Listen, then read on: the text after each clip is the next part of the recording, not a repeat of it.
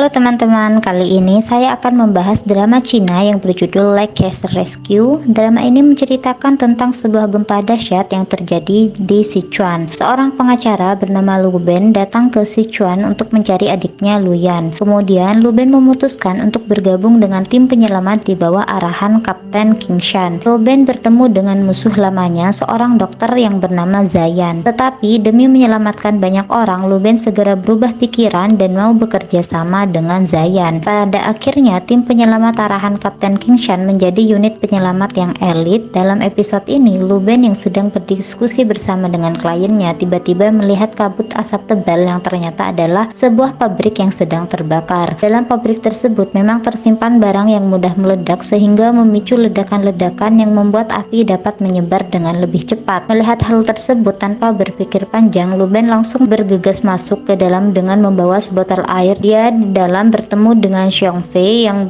bersama-sama membantu orang-orang yang terjebak dalam api yang semakin membesar. Ledakan terjadi beberapa kali dan karena masih ada beberapa orang yang terjebak di lantai atas, Lu Ben dan juga Xiong Fei naik ke atas. Karena dirasa turun bukanlah solusi yang tepat, mengingat keadaan api di bawah juga sudah sangat membahayakan, Lu Ben memberikan ide agar mereka langsung turun dari lantai atas melewati jendela terdekat yang ada di sana. Satu persatu mulai turun keluar gedung dengan selamat. Xiong Fei juga sudah turun dengan selamat. Setelah semuanya turun dengan selamat, Lu Ben mulai mengambil ancang-ancang untuk menyusul mereka turun dan orang-orang melihat Lu Ben dengan tatapan gembira karena berkat dia tidak ada korban jiwa dalam kebakaran ini. Namun tiba-tiba tanpa diduga terjadi ledakan susulan yang membuat Lu Ben ini terlempar dari atas gedung tersebut. Orang-orang yang melihatnya sontak berteriak histeris. Lu Ben langsung dilarikan ke rumah sakit dan karena kondisinya yang cukup serius, kepala bagian dari beberapa bidang mengadakan diskusi untuk menindaklanjuti pengobatan yang tepat untuk Lu Ben ini. Salah satu di antara dokter tersebut adalah Zayan, kekasih dari Lu Ben. Dokter menyebutkan bahwa berdasarkan hasil pemeriksaan, pengobatan terbaik yang dapat dilakukan adalah dengan melakukan amputasi pada kaki Lu Ben. Pengobatan dengan cara lain dapat dilakukan namun berpotensi mengakibatkan disfungsi pada kaki Lu Ben. Hal tersebut membuat Zayan, kekasih Lu Ben ini sangat overthinking dan setelah selesai melakukan diskusi, Zayan langsung menemui Lu Ben di kamarnya. Dia masih sempat bergurau untuk menyembunyikan perasaan galaunya terkait hasil rapat untuk pengobatan Lu Ben. Dan Lu Ben pun bertanya bagaimana dengan kakinya, apakah lukanya cukup serius, dan dia juga mengatakan bahwa akan melakukan apapun yang disarankan oleh dokter. Namun ketika Zayan memberitahu bahwa opsi pengobatan terbaik adalah amputasi, Lu Ben langsung shock dan langsung terdiam. Dia sangat terkejut dan dua-duanya pun saling terdiam dan Lu Ben hanya menyeletuk kalau dia menginginkan kakinya. Jadi dengan pengobatan apapun akan dia terima, tetapi dia merasa sangat berat jika kakinya harus diamputasi.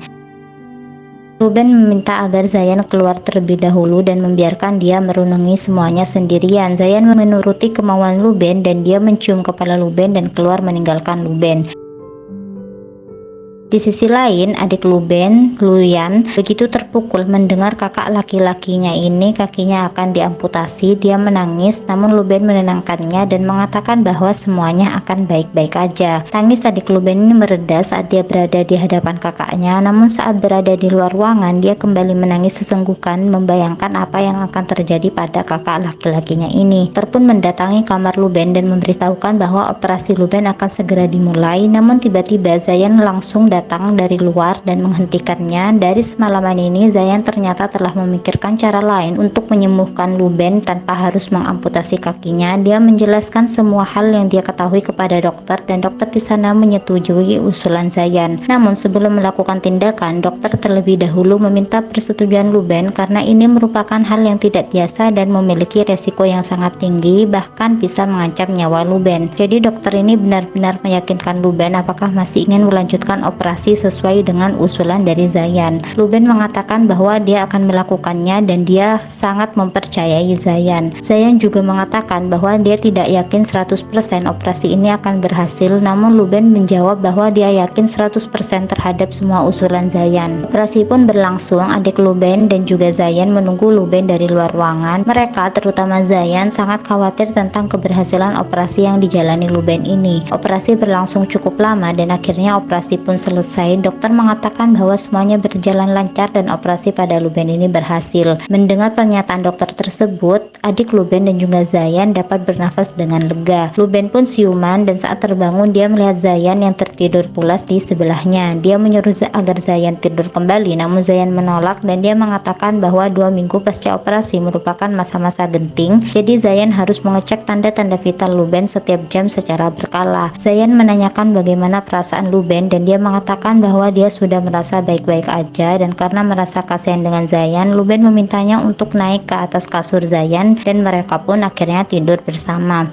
Setelah masalah pada kaki Luben ini teratasi, pada episode ini sebuah tim penyelamat sedang melakukan pendakian di gunung bersalju. Saat dalam perjalanan, tiba-tiba terjadi badai salju yang membuat mereka semua kesusahan dan salah satu dari anggota tim mereka juga ada yang sakit. Mengetahui hal tersebut, Zayan yang menerima telepon dari tim pendakian gunung langsung memutuskan untuk naik gunung dan mengobati Dapeng. Jadi salah satu anggota tim yang sakit itu namanya Dapeng. Setelah tiba di gunung salju dan memberikan pengobatan, mereka hendak turun, namun dalam perjalanan Zayan tergelincir dan jatuh ke dalam celah es. Luben yang mengetahui bahwa Zayan dalam bahaya langsung bergegas menuju tempat Zayan terjatuh. Luben berhasil menyelamatkan Zayan, namun dia yang akhirnya terjebak di celah es tersebut. Jadi saat Zayan ini berhasil diselamatkan dan berhasil sampai di atas, tiba-tiba talinya ini terputus dan akhirnya Luben terkubur oleh badai salju. Karena lapisan es terlalu tebal untuk digali, Zhou Mingming membujuk Xiao Feng untuk tetap tenang dan memikirkan cara lain. Zayan berusaha tetap tenang dan bertanya tentang peluang untuk bertahan hidup jika sudah tertimbun oleh badai es ini. Zhang Qingshan memikirkan laporan yang telah dia baca sebelumnya dan percaya bahwa Luben dapat memikirkan cara untuk menyelamatkan dirinya sendiri. Setelah pintu gua tertutup es, Luben mengatasi klaustrofobianya dan berusaha sekuat tenaga menjaga kekuatan fisiknya lalu melihat keadaan di sekitarnya. Menurut kesimpulan Luben, posisinya saat ini berada di bawah garis salju dan kemungkinan